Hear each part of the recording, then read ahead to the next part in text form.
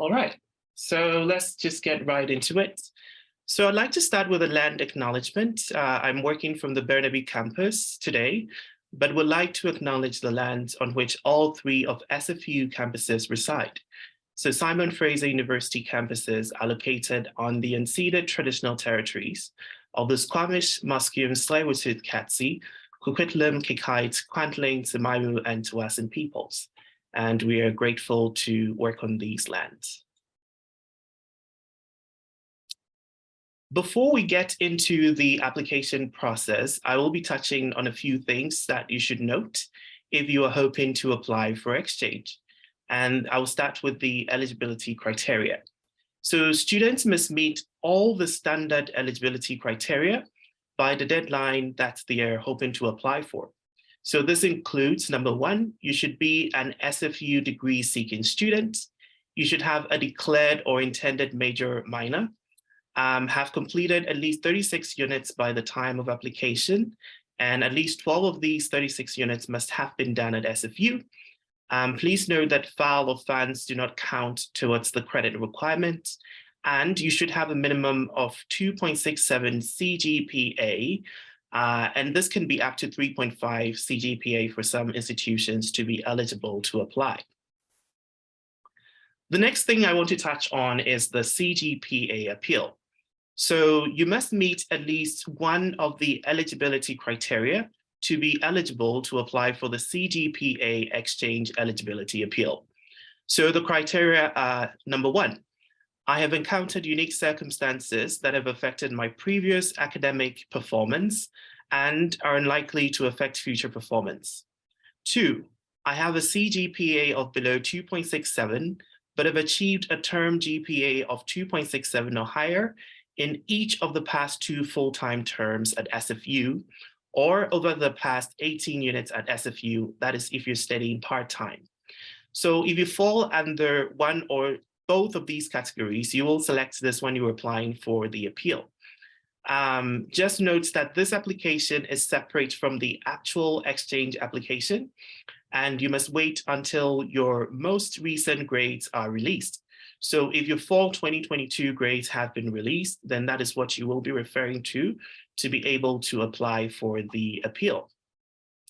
If you're applying for the January 15 deadline, you need to submit both the appeal application and your exchange application at the same time.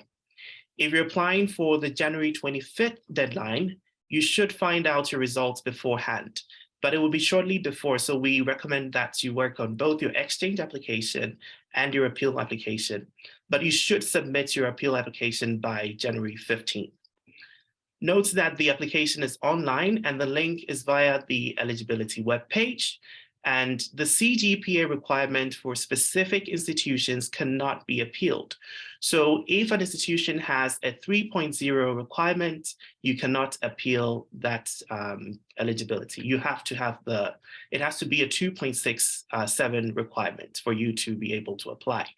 If you have questions about the appeal, please reach out to any of the study abroad advisors, and we'll be happy to meet with you. Okay, so this is the exchange terms available document. This document has been uploaded on the study abroad applications page on the website. It provides an overview of all the host institutions that are available to apply for at the given application deadline, and also shows you what terms are open. So this is available on the website. And then we also have the destinations website, and this is where you can search for programs and the terms that they are available. You can search by term, summer or short-term summer program. You can also search by type of program to see which programs are virtual. You can also search by destination, type of program, and the subject area. I just want to mention that it's good to keep in mind that these should be viewed only as a guide, and that you should also watch out for the language of instruction, especially if you're hoping to do a course in English. The next thing is also researching your host institution. So when you're researching your host institutions, you want to think outside the SFU box. And this is because not every institution calls things what we call them at SFU. This is part of the experience of studying abroad, and that includes experiencing these different academic systems and different terminology. So the education systems can differ from one country to the next. One of the things you should be looking out for is term dates. These are a big one. So some university terms will overlap with two of SFU's term dates. They might not also be called fall, spring, and summer, and could be called something like semester 1, semester 2, or autumn semester. There's also different types of accommodation. There can be on-campus, off-campus accommodation, and you should be looking at that. Academics is also one area where you find that it sometimes varies. So subject names, availability of courses, instructions may also vary. So subject names and how they're categorized is a big one. For example, communications might not actually have their own department. Communication courses, as in courses that come back to SFU, as communications could be found in the arts, or maybe they're in science or under media studies. Courses may also not be available in every term. So in the terms that you're applying for, it's your responsibility to do the research and also do a proposed study plan and have a good selection of backup courses while you're planning, just in case the ones that you want are not available, or they're restricted, or you're not able to get into them. And I will talk about the proposed study plan in detail when we go into the application. All restrictions are also listed mostly on the exchange page or the department course page. Another difference in terminology is for things like classes, units, and credits. So modules, for example, is a terminology for what some institutions can call courses. So rather than how many courses are you going to take, it might be how many modules are you going to take. And they might use the word course to mean faculty or program. The units and credit system, that's also going to be something that may be different. So the ratio of the credit will vary based on the institution. For example, 10 ECTS, that's European Credit Transfer System credits, may be equal to 5 SFU units, and this can change at any time. You'll be able to find these ratios on our program pages for the institutions. Grading systems is also another one. At SFU, many students are used to continual assessment. You do a variety of assignments throughout the term, you get feedback, you improve on it, and then you have a final exam or paper. That's how many courses are run at SFU, many but not all. You may also find that some institutions, you're fully assessed based on one assignment or one exam, and getting sort of accustomed to that can be quite a transition. The grading system may also be different. You might be assessed in different ways. So perhaps instead of writing an exam, you may have to do an oral exam. So the amount of information provided by the professors may also vary. And then course outlines may also not be as detailed as what you're used to at SFU. So the program page in the study abroad system is one of the places that you can really have a lot of this information for your research.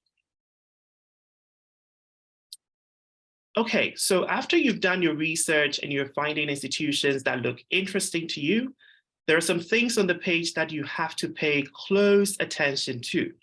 So these are number one, the application deadline at the top of the pages. So the pages may have either application deadline of January 15th or January 25th, and you have to pay close attention to those deadlines. Some of the things that you have to check when you're on the pages include the eligibility for each institution that you're applying to. There might be 2.67, there might be 3.0. It's for you to do that research. And there might be also some different requirements, and it's good to know if you're eligible. Term dates may be different from SFU. Please take a look at that. And some institutions may also require a different number of units to have been taken before you will be eligible to go on an exchange. After you've done all this and you've determined your eligibility and found the institutions that you're hoping to go to, you can start your actual application. So I'm going to move on to the SFU Study Abroad website, and then I'll go through a live application with you. I'll be doing a bit of scrolling, so have some patience with me as I do that. So I'll just quickly stop sharing my screen here. All right, so this is the SFU Study Abroad application portal. To get here, you go onto the Study Abroad website, click on application, and that will take you to this page where you can click on register and create an account if you haven't. And then once you've done that, it would get you into the application portal. So the first thing that you want to take note is that if you want to make any changes, please make sure that you're always in edit mode to be able to make your changes. And edit mode is usually at the very bottom of the screen. So the first step of your application is selecting your exchange institutions.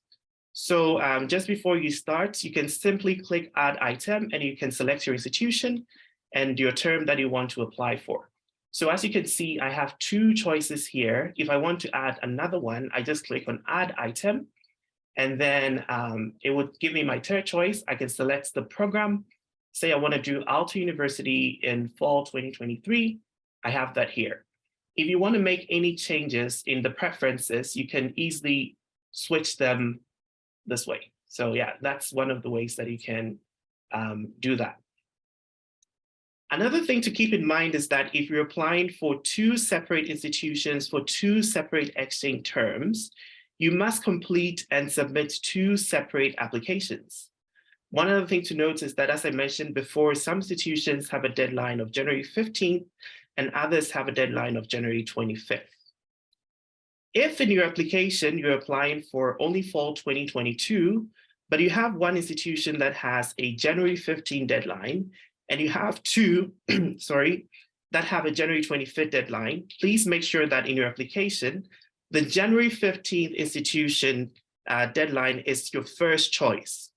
The institutions with January 25th can come second. If you don't put your January 15th as your first choice, we won't be reviewing those choices when it comes to the January 25th round. So please make sure that the 15th institutions always come first if you're finding yourself in that situation. And then when you go down, we have a comment box. Fill out this comment box if you have any comments regarding your institution preference. If you're happy with any of your three choices, you can let us know. It doesn't affect your exchange application in any way, but it's just good for us to know.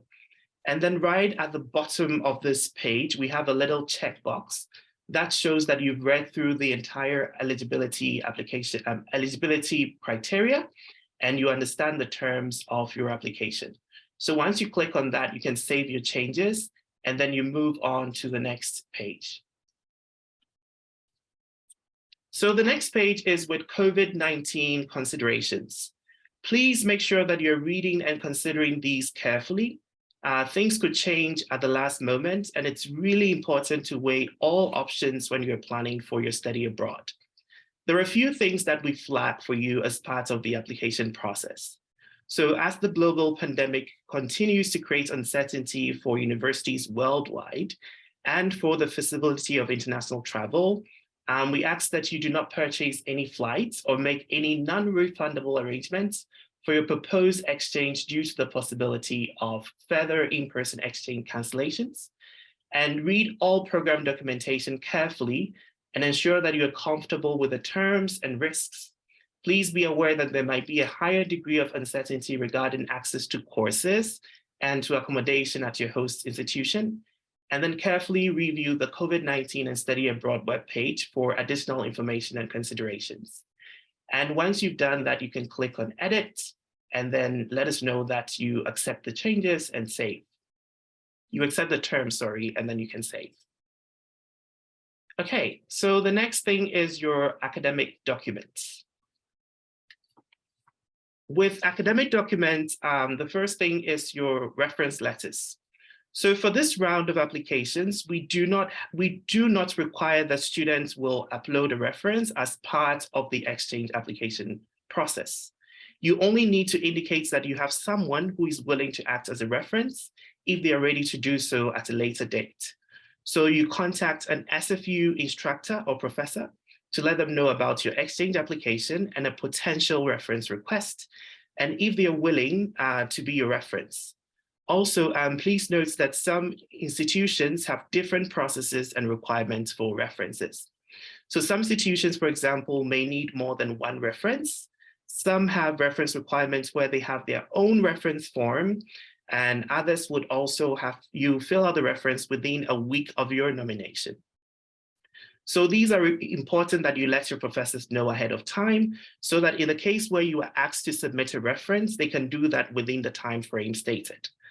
ISS will reach out to you after nomination to let you know if your nominated institution requires a reference letter.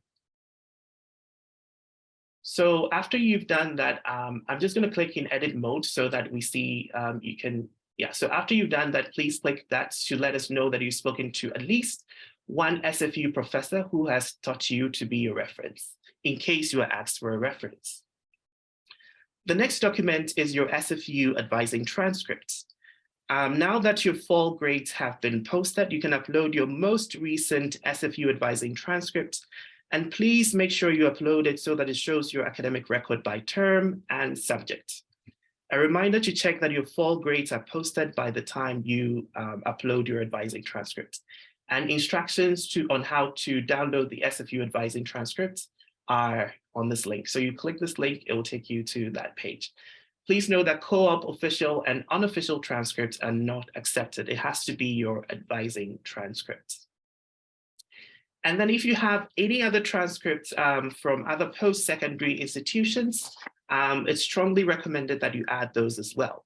So for example, if you have unofficial transcripts from other institutions that are not IB or AP credits from high school, we recommend that you upload these, especially if you've completed few terms or units at SFU. This gives us a full picture of your academic history when we're reviewing your applications. One thing to note is that if you're nominated for an exchange, you will have to get official transcript from all of the post-secondary institutions that you have studied at. So it's important to get these requested as early as possible so that they come in on time. Okay, so the next thing would also be your advisor discussion worksheet. And I've received a lot of questions about this, so I'm going to spend some time talking about it. So note that the study abroad officers cannot fill this out for you. You will need to meet with one of your academic advisors for the academic program that is most relevant to what you're studying at SFU for this exchange or with your departmental advisors. So this is an example of the academic advisor worksheet. So you will fill out the top portion with your student name and your student number, and your advisor will fill out the rest with you. The things that you will be discussing include the maximum number of exchange units that you can use towards your program at SFU, and this is mostly important for transfer students. Which classes in your program, if any, are you required to take at SFU? Program requirements your advisor would recommend for you to take upper division electives, and then how the exchange is also going to fit into your plan. So with this form, you will be filling the form with your academic advisor. Okay. The next big piece is the proposed study plan. You need to upload a separate study plan for each of your exchange institution choices. So if you have 3 choices, you do need to upload a proposed study plan for each of these choices. Often, if you're planning for a fall 2023 semester, some schools may not have released their course catalog for that semester. So what you need to do is to go back to the last semester. So you can go back to fall 2022 on the host institution's website. And also, please know that this is a proposed study plan. So we ask you to choose between 4 to 6 choices, just in case for whatever reason, your course isn't being offered as you had planned. In that case, there are other courses that you can fall back on. So then again, I'm also going to show you an example of the proposed study plan. So this will be a form that you will be filling. So your student name, student number with your major exchange term, host institution, and then host city, or if there's a campus associated with the school that you've chosen, or the institution that you've chosen, you let us know. And if it's a virtual exchange too, you let us know as well. And this is the portion where you will be filling. A few things to note while filling out your proposed study plan. Number 1, please look for courses that are available to exchange students, as some institutions have restricted programs that exchange students cannot access. And 2, if you're applying for a couple semesters as well, make sure that you're completing this for each semester that you're applying for and for each institution. So if you're applying for fall and spring, you have to do a proposed study plan for each of the terms that you're hoping to study. You fill out the top section, as I mentioned, and with your host institution with all the information at the top. And then at the bottom too, you choose the courses that you are hoping to take on the exchange. You may have noticed that some of the pages have exchange credit histories on the program pages when you're looking for your courses. This is a great resource that you can fall on to see the courses that have been previously evaluated. If you like to take these courses and they work for your program, you can select those. But note that the exchange credits history information is also subject to change over time. And then if there is a course that you are hoping to take that has been previously evaluated, you type in yes in this section. If the course has not been evaluated, that is no problem. You just have to put a no in the section. And this has no bearing on your application whatsoever. You'll just have to take a step further and apply for the exchange credit transfer process. Please note that the course evaluations and how they transfer back are subject to change. Okay, so now we'll go back to the exchange application system. So once you've done that, you let us know that you've uploaded a study plan for each of your preferred institution. And if you're applying for 3 institutions for each of the terms, you have uploaded 3 separate study plans. And same for 3 institutions for 2 terms, you're going to upload 6 separate study plans. And once you've done that, please click these checkboxes to let us know that you agree and you've done this. If you uploaded your study plan, you're giving us permission for us to order your official transcript.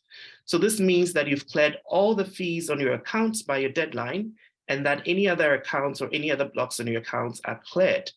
And then the permission to disclose personal information to the host institution. So we need this to nominate you. So please acknowledge that you are okay with that by selecting yes. And always make sure that you're in edit mode to be able to make changes to your application. Okay, so once you're done with the academic documents, the next thing you will be doing is your statement of interest. So your statement of interest should be as strong as possible because this is something that is considered in the selection process. We advise that you write in detail when you are answering the questions. Please make sure that you're specific to the institution that you are applying for. So a couple questions that you will be answering include, why have you decided to apply for the exchange program? Why have you selected your first preference institution, your second preference, or your third? And then there's a final question of how do you prepare for and adapt to new and challenging situations? And to make any inputs, please make sure, again, you are in edit mode to be able to input the data or the information. So after you've done this and you've saved your changes, you can go into your personal documents. So the first personal documents that we will request of you is a photo. This is pretty straightforward. We ask you to either upload a selfie and then there's some guidelines. It should be white or light colored background with a full face view, headshots with your shoulders up, no hats or sunglasses, and it's optional for you to smile or not. So please make sure you follow these.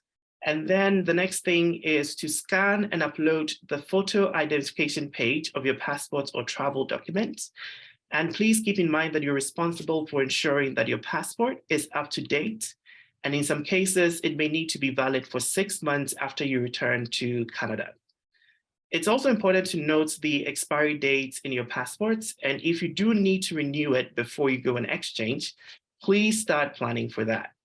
If you're in the process of updating it right now, all you need to do is to indicate your plans for updating your passports or upload a receipt that informs us that you're in the process of renewing your passport. We have received concerns noting that these are taking a bit longer, the passport renewals. So we are asking you to do your research and know how long it will take for you to renew your passports before you go on exchange. And then for countries of citizenship, if you have citizenship in 2 different countries, you're able to put those here. And then just let us know about your passport expiration dates as well.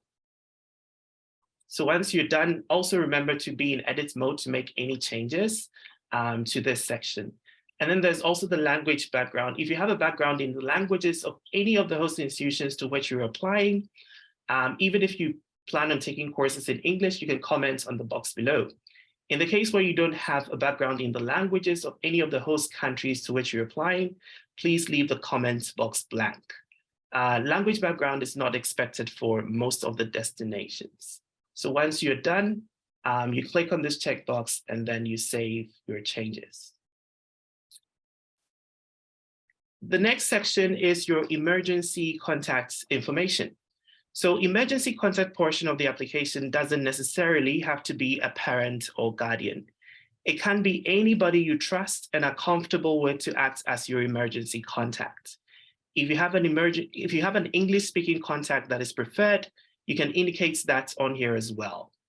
Make sure that you have permission from the person who you would like to be your emergency contact, and that they are okay with you using their name and their information as your emergency contact. Again, please make sure you're in edit mode to make any changes.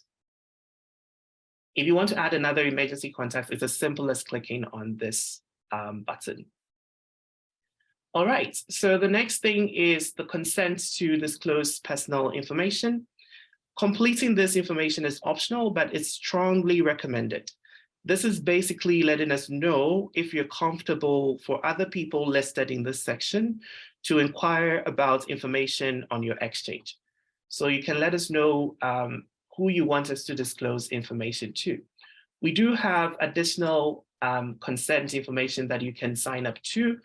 I give additional and optional consent effective the date of the signature provided for ISS to disclose your name and email address to current exchange participants and to those in future iterations of the exchange program. And then also for SFU to contact you if you're being invited to SFU alumni relations or ceremonies, you can click the 2 just to give us the consent. And then once you're done, you click this box and then you save your changes. Then we also do have the acknowledgement, waiver, and additional documents.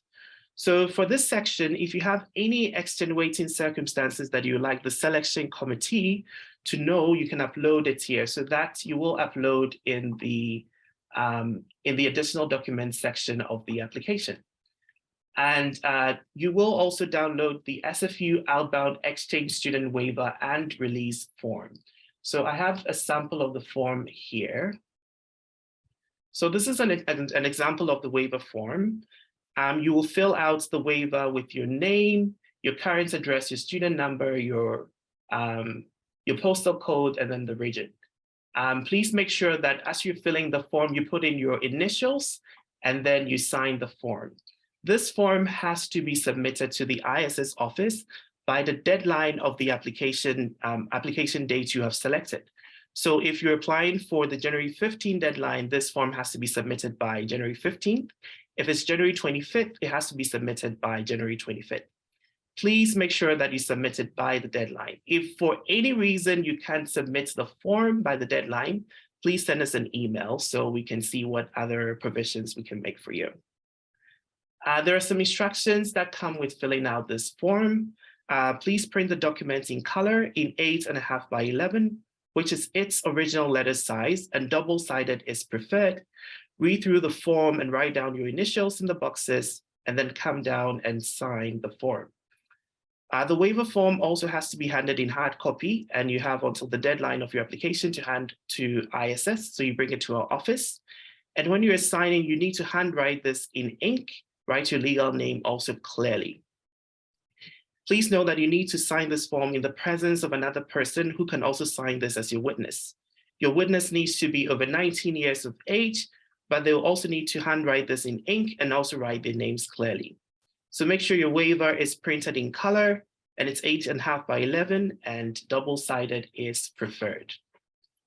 The next important piece is the SFU Outbound Exchange Student Acknowledgement Form. With this form, you don't have to submit it in person, but you have to definitely upload it as part of your application. And I have a sample of the form open here. So read through and see, it has a lot of really good details about your exchange program.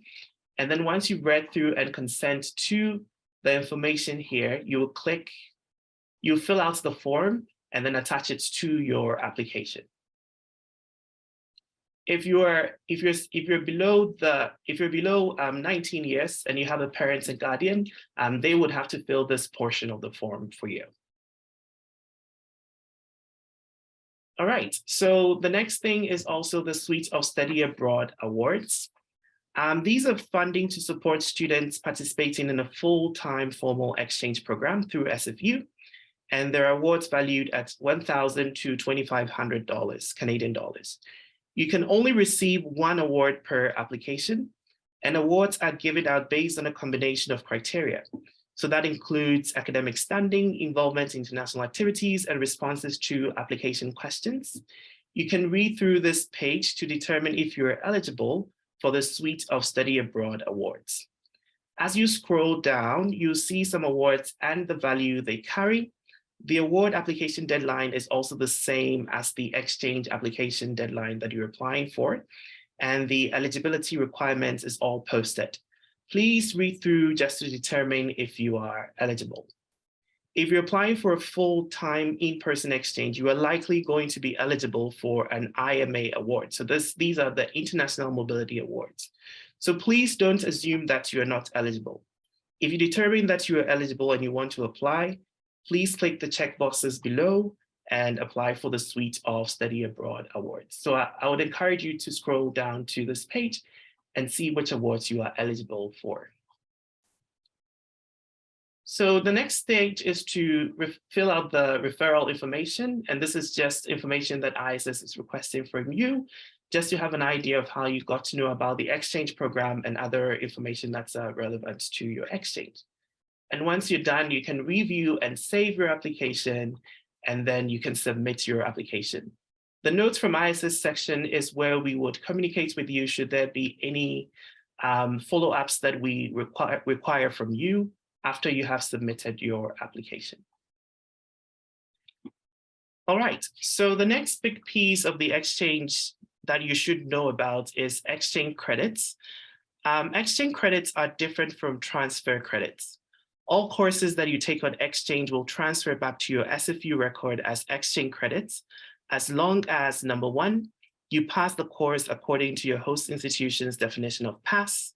This would be defined on your host institution transcript after you have completed your exchange, as long as the course is deemed by SFU to be an academic credit-bearing course and is listed on your official transcript from your host institution. So a course like surfing in Australia is a fun course, but it's not academic in nature for credit. As long as also the course is not a duplicate of a course that you've already completed at SFU. So if you already took a course at SFU that is similar or same to the one abroad, you will not be receiving exchange credits for that course. And then finally, as long as you apply for exchange credit prior to your graduation, you cannot have exchange credits added to your SFU record after graduation. And depending on the content of the course, it will either transfer back as an exact match, a subject match but not the exact course match, or a general credit only in cases where SFU does not offer related subjects or where credit is not approved by the SFU department. You'll find that most universities are on different credit systems than SFU. You will see an exchange credit ratio posted on each host institution profile to help determine how much each course would be worth here at SFU. The way that your courses will come back to SFU will be determined through the formal exchange credit process, which you can begin after you have been nominated for exchange. Also notes that your grades from exchange do not transfer back to SFU. However, they do appear on your host university transcript, which would be considered for any future academic program applications, such as grad school. So when you return from exchange, your SFU GPA, CGPA is the same as before you left. For scholarship students, we do recommend that you connect with your scholarship advisor to see if there are any requirements that you need to meet with regards to your grades or credit numbers, so that you know how to maintain your scholarship during or when you return from your exchange. I'm also going to touch on selection of applicants. So just note that the exchange is a competitive process. due to the spaces available at the partner university. It is an academic exchange, so your CGPA is also very important. Applicants are notified of the application status after the application deadline via email, and so we will keep you updated surrounding anticipated time frames. In the meantime, please connect with us if you have any questions. The website and contact us page has the most up-to-date information on how to book an appointment with any of the study abroad offices. So if you're looking to go to do an exchange in Europe, Middle East, and Africa, please email studyabroad@sfu.ca. If you're hoping to do an exchange in Asia, South Pacific, and the Americas, you will be speaking to Sua Park, whose email is saofficer@sfu.ca. Thank you so much for joining the session today, and I'm happy to take questions.